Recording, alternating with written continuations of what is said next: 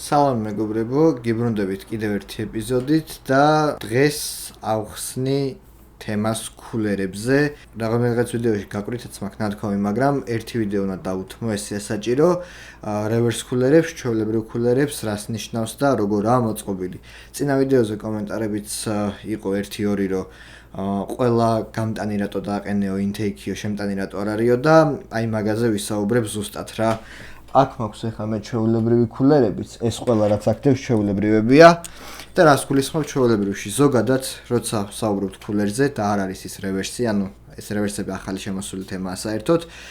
იგულისხმება, რომ კულერი кейსში თუ დგება გულის მხარით, ანუ ეს ხო უკანა მხარეა კულერის, ეს ხო წინა მხარეა კულერის.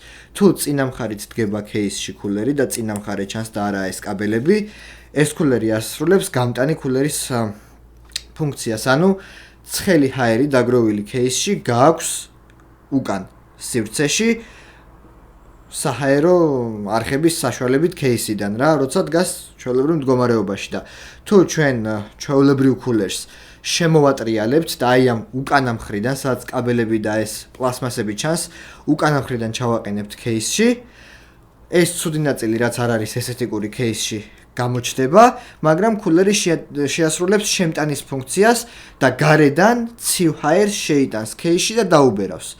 აი ეგ არის ჩვეულებრივი ნორმალური კულერის დანიშნულება რა, ანუ ზოგადად ხო იცით რომ კულერს მხოლოდ ორი დანიშნულებაა кейსში, ან შეაქვს ჰაერი, ან გააქვს რა. ნუ ახლა ვიდეო კარტის კულერებიც და პროცესორის კულერებიც ეგრე მუშაობს, ანუ ან შეაქვს ჰაერი, ან გააქვს, რომელიღაცა საკეთებს აუცილებლად ხო და ჩვეულებრივი კულერები როგორც თქვი უკვე, ასეთ პოზიციაში, როცა кейსიდან ლამაზი სწორი მხარე აქვთ მიშვერილი, ცხელ ჰაერს იწოვენ და გააქვთ გარეთ, ხოლო როცა ამოტრიალებულ მდგომარეობაში არიან და ეს არაესთიკური და მახინჯი მხარეა, ესე ვთქვათ, მიშვერილი, ცივი ჰაერი შემოაქვთ кейსში. ნუ რადგან ესეთი მხარე არ იყო ლამაზი და ლამაზ ბილდებში და ახალ კომპიუტერებში არც თუ ისე ლამაზად გამოიყურებოდა ეს უკანა მხარე. კომპანიებმა გადაწყვიტეს, რომ დაერევერსებინათ ფრთები.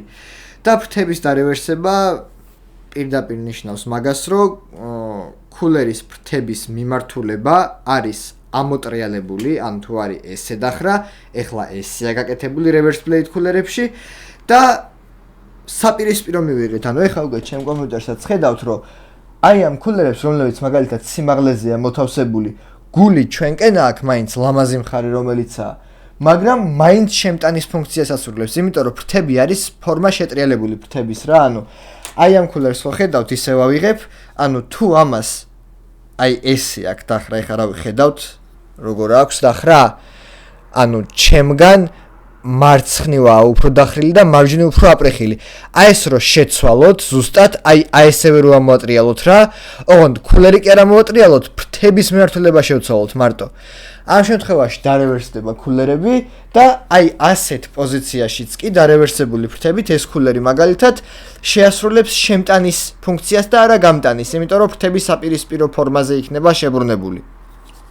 სწორედ ამიტომ ესთეტიკური მიზეზების გულისთვის, რომ кейსები სჭირდებოდა შემტანი კულერები და მაინც ყოფილიყო ლამაზები და არ ყოფილიყო დამახინჯებული პლასმასის და შნურების მხარე, დაარევერსეს ფრთები და მივიღეთ, რომ წინაც და დაბლაც მე მიყენია ახლა 3-3 შემტანი კულერი, მაგრამ არც ერთის უკანა მხარე არაა მოქცეული, ყველა იყურება წინა მხრიდან, ლამაზი მხრიდან და ესეთიკას არ მირღვევს кейსში რა. მოკლედ, აი ესეთი საკმაოდ მარტივი მიგნება და მარტივი თემა იყო. მაინც მინდოდა რომ ერთი ვიდეო დამეთმო ამისთვის რა. ესე ერთხელაც კიდე შევაჯამებ, ჩვეულებრივი კულერები, რომლებიც რევერსები არ არის, სწორი მხრიდან არიან გამტანები, кейსიდან ცხელი ჰაერი გააქვთ, ხოლო reverse კულერები ჩვეულებრივი სტანდარტული მხრიდან არიან შემტანები. ანუ არარევერსულები არიან გამტანები, რევერსულები არიან შემტანები წინა მხრიდან, ანუ გულის მხრიდან.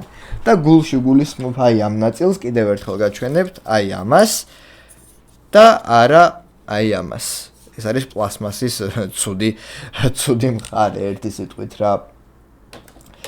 მოკლედ, რა ვიცი, იმედია, გაიგეთ, მარტივი თემა იყო. თუ რაღაცა კითხვები იქნება, კიდე დაწერეთ კომენტარებში, არ არის პრობლემა, გიპასუხებთ იქაც და დამატებით აგიხსნით. შევხვდებით უფრო საინტერესო და მრავალფეროვან ვიდეოებში. ნახვამდის.